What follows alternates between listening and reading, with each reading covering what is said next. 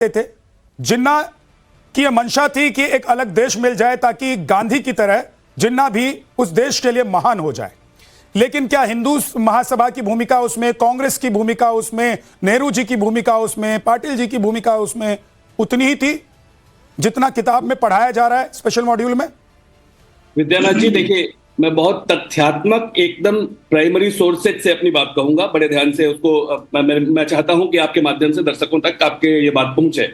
Mountbatten 22 मार्च 1947 को भारत आता है। 29 मार्च 1947 से 6 मई 1947 के बीच उसकी 133 मीटिंग्स हुई हैं भारतीय नेताओं के साथ और बाकी लोगों के साथ केवल, और उसको बड़े अच्छे से रिकॉर्ड किया है हडसन ने, एक किताब लिखी द ग्रेट डिवाइड। तो उसकी सारी मीटिंग्स को क्या क्या उसकी बातचीत होती है उसको बहुत अच्छे से रिकॉर्ड किया है। केवल उससे गुजरेंगे ना तो विभाजन के सारे गुनाहगारों से पर्दा अपने आप उठ जाएगा जिसको ढका गया था। दूसरे, जो पार्टीशन हॉरर्स है, विभाजन की जो त्रासदी भारत ने झेली, वो क्यों नहीं हमारे नई पीढ़ी को, हमारे बच्चों को पता चलना चाहिए। इतिहास का काम ही यही है, इतिहास के सबसे बड़ा दायित्व ही यही है कि जिस तरह की गलतियां हम कर चुके हैं फिर वैसी गलतियां न करें। ये इतिहास हमको सीख देता है, एक बात। दूसरी बात, उसमें बहुत स्पष्ट है विद्यानाथ जी कि बहुत बड़ी त्रासदी से देश गुजरा, शायद दुनिया के लिखित इतिहास की सबसे बड़ी त्रासदी है। और आप देखेंगे तो जो 3 सबसे बड़े चेहरे आपको दिखाई देते हैं, 1930 में अल्लामा इकबाल ने सबसे पहली बार, उसके पहले भी एक आध दो चिटपुट आए थे ऐसे विचार, लेकिन जहां से ये पूरा पाकिस्तान का खाका खिंचना शुरू हुआ, अल्लामा इकबाल मुस्लिम लीग के अधिवेशन की अध्यक्षता करते हुए पहली बार कहते हैं कि हमें एक अलग मुसलमान भारत चाहिए, मुस्लिम भारत चाहिए भारत के अंदर। 33 में फिर रहमत अली का पर्चा आता है 4 पेज का, जिसमें वो स्पष्ट पाकिस्तान नाम के साथ पहली बार मांग करता है, और वहां से चीजें बढ़ती हैं। लेकिन 1940 तक उसको कोई बहुत गंभीरता से नहीं ले रहा था, न रहमत अली की उस बात को, न अल्लामा इकबाल की बात को। लेकिन 40 में जब लाहौर प्रस्ताव आता है पाकिस्तान के नाम का, जिन्ना लेके आते हैं, और उसके बाद जिस तरह की फिजा बदलती है और जो 7 साल का इतिहास है आप देखेंगे, और जिस तरीके से फिर माउंटबेटन ने इसको, उसमें निश्चित रूप से कांग्रेस के नेताओं का, अरे भाई कांग्रेस का 14 जून का अधिवेशन है, एआईसीसी की मीटिंग है, 400 में से केवल 200 लोग पहुंचे, 200 लोगों में से केवल 158 लोगों ने उसमें वोटिंग की। 158 में वो 129 वोट पाकिस्तान के पक्ष में पड़े थे विद्यानाथ जी, केवल 29 वोट।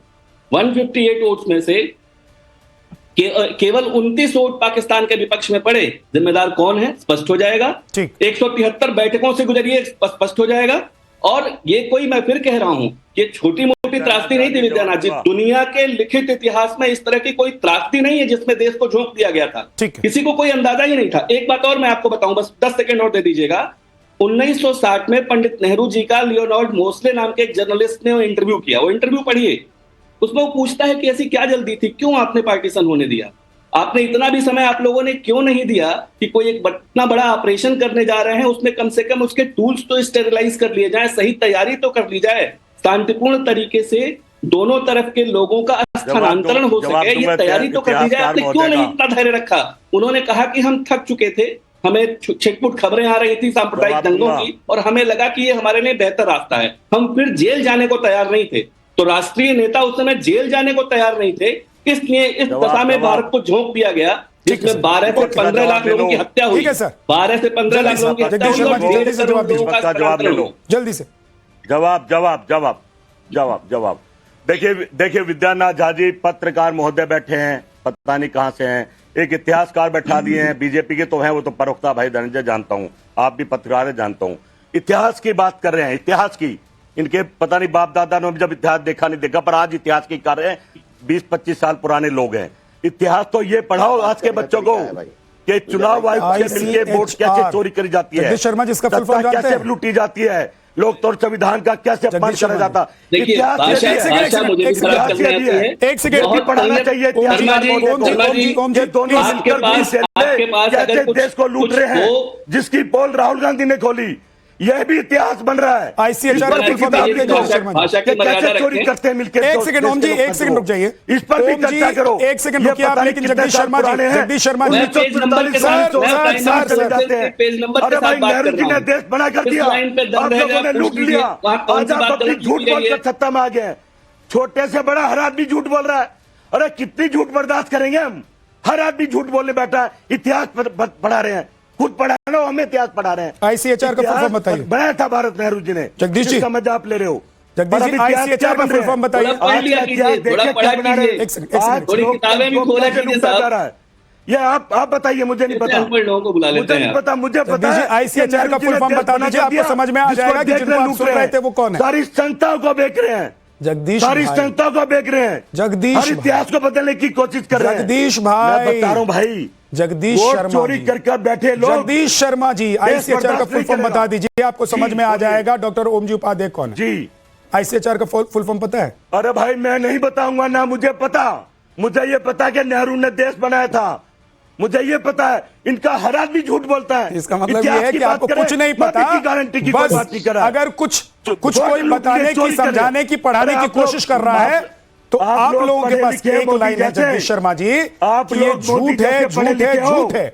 जब आप जैसे मान मोदी रहे जी हैं पढ़े कि लिखे विभाजन हैं, आप ऐसे लोगों ही ने आप किया, लोग हो। जब सुन तो लीजिए, नेहरू जी के रेफरेंस से 10 किताबें मैं आपको कम से कम ऐसे बता सकता हूं जिसमें विभाजन को वो स्वीकार करते हैं। और सुन लीजिए जगदीश शर्मा जी, जगदीश शर्मा जी, नेहरू जी ने ये आप लोग जब ये कहते हैं वो वक्त का तकाजा था कि विभाजन हो, क्या करा ये भी तो बताओ। आप लोग जो सच बोल रहे हैं वही तो पढ़ाया जा रहा है। क्या करा ये फिर भी क्यों बताओ। दिक्कत हो रही है? फिर क्यों आप लोगों को लग रहा है कि आप लोगों को विलन बनाया जा रहा है?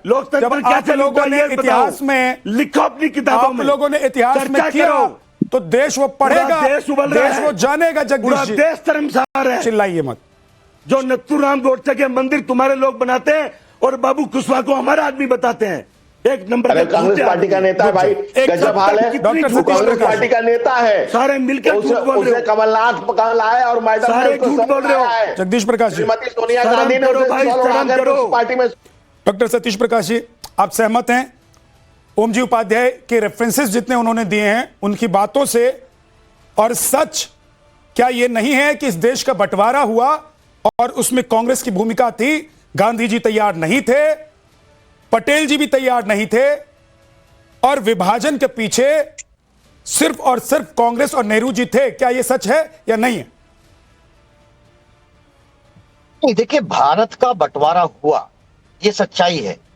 शायद इस दुनिया के हम पहले एक ऐसे राष्ट्र थे, इससे पहले जितने भी राष्ट्र टूटे हैं वहां बड़ी बड़ी क्रांति हुई है, बड़े बड़े आंदोलन हुए हैं, लेकिन भारत के लोगों का दुर्भाग्य ये रहा कि 98 तथा कथित कुछ लोगों ने अपने लालच, देखिए जिन्ना को भारत को तोड़ने से सिर्फ एक ही वजह से बचाया जा सकता था कि अगर जिन्ना को उस समय तमाम लोग प्रधानमंत्री के रूप में स्वीकार कर लेते तो कहीं ना कहीं भारत के विभाजन को रोका जा सकता था। लेकिन आप इसको देखिए, यही कांग्रेस आजादी से पहले हिंदुओं को रिप्रेजेंट करती है और उसी के आसपास एक हिंदू महासभा भी होती है। और जब जिन्ना को प्रधानमंत्री बनाने की साहित्य में ये बात उपलब्ध है कि कहीं ना कहीं कांग्रेस और हिंदू महासभा, जो हिंदू महासभा कौन है?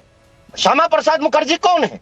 बाकायदा जो आज की बीजेपी है वो कल का जनसंघ है, और जनसंघ बनाने वाले कौन है? श्यामा प्रसाद मुखर्जी है। और यही श्यामा प्रसाद मुखर्जी 1929 में बाकायदा बंगाल से कांग्रेस की तरफ से एक विधान परिषद के सदस्य भी बनते हैं, और नेहरू द्वारा बहुत सारी सरकारों में बाकायदा मंत्री भी रहते हैं, पहली सरकार में उद्योग मंत्री भी रहते हैं। और यही श्यामा प्रसाद मुखर्जी जो कहीं ना कहीं बीजेपी के ऊर्जा के स्रोत है, उन्होंने भारत छोड़ो आंदोलन का भी विरोध किया। तो मैं ये नहीं कहता कि इसके लिए एक ही जिम्मेदार है, उस समय की काल परिस्थितियां ऐसी थी, तमाम हिंदू लोग इस बात को स्वीकारने के लिए बिल्कुल तैयार नहीं थे कि जिन्ना को प्रधानमंत्री बना दिया जाए। अगर जिन्ना को उस समय प्रधानमंत्री के रूप में स्वीकार कर लिया जाता तो मैं समझता हूं कि भारत के टुकड़ा होने से बचाया जा सकता था। बाबा साहब डॉक्टर भीमराव अंबेडकर जी की जिस किताब की आप बात करते हैं, उस किताब में तमाम जगह ये उल्लेख है। उन्होंने बाकायदा कांग्रेस से भी सवाल पूछे, उन्होंने बाकायदा हिंदू महासभा से भी ये सवाल पूछे कि इस भारत को टूटने से बचाया जा सकता है अगर जिन्ना को प्रधानमंत्री के रूप में, या पावर डिस्ट्रीब्यूशन, क्योंकि ये बात आप ध्यान रखेंगे कहीं ना कहीं कांग्रेस की नाकामी, इसमें कहीं कोई दो राय नहीं। 1929 के जिस तरह के विधानसभा के चुनाव में जब कहीं ना कहीं कांग्रेस और मुस्लिम लीग मिलकर के स्वतंत्रता आंदोलन छेड़ रहे थे, तो 1929 में वो हालात पैदा हुए, कांग्रेस ने कहीं ना कहीं जो मुद्दा था उसको बहुत हद तक कम खत्म किया, वहीं से कहीं ना कहीं जिन्ना की इस आवाज को एक कहीं ना कहीं एक माहौल मिला कि हम कहीं ना कहीं अलग पाकिस्तान बनाएंगे। लेकिन भारत के लोगों का ये दुर्भाग्य है कि कुछ तथाकथित लोगों के लालच के विश्वास की वजह से भारत के टुकड़े हुए, इस टुकड़े को रोका जा सकता था। ये बातें कहीं ना कहीं सच्चाई है। और देखो एक बात आप मान के चलिए कि ये भी एक सच है, देखो इतिहास को मिटाना नहीं चाहिए, इतिहास तो एक सीखने की चीज है। कल जो गलतियां उस समय की काल परिस्थितियों के हिसाब से कहीं ना कहीं गांधी जी भी एक सच्चाई है, इसमें कहीं कोई दो राय नहीं कि गांधी जी दबाव डाल सकते थे, गांधी जी आगे आ सकते थे, लेकिन कहीं ना कहीं गांधी जी की कुछ मजबूरियां रही। जिस तरह का बंगाल पूरा का पूरा राइट्स के ऊपर पूरा का पूरा जला, लाखों लोगों ने अपनी जान गंवाई है, तो ये मेरे हिसाब से कहीं ना कहीं एक लालच का खेल है। उस समय के चाहे जनसंघ के लीडर हो, चाहे कांग्रेस के लीडर हो, चाहे मुस्लिम लीग के लीडर हो, इन लोगों के बीच में राष्ट्रवाद जैसी कोई बात नहीं थी। ये सीधा सीधा पावर डिस्ट्रीब्यूशन था, पावर का लालच था, कहीं ना कहीं बड़े बड़े पदों को हथियाना था, देश की व्यवस्था के ऊपर अपने लोगों को, जैसे मुस्लिम लीग कहीं ना कहीं पाकिस्तान लेकर के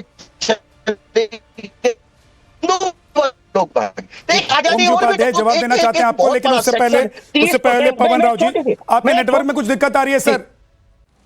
सतीश जी, आपके नेटवर्क में कुछ दिक्कत है, उसको ठीक करवाते हैं। उससे पहले पवन जी ये बताइए, टू नेशन थ्योरी जिन्ना की थी, कांग्रेस की सहमति थी, देश जान जाएगा तो क्या हो जाएगा? अरे सारे सबूत तो पड़े हुए ना लाइब्रेरीज में, उन्हीं सबूतों को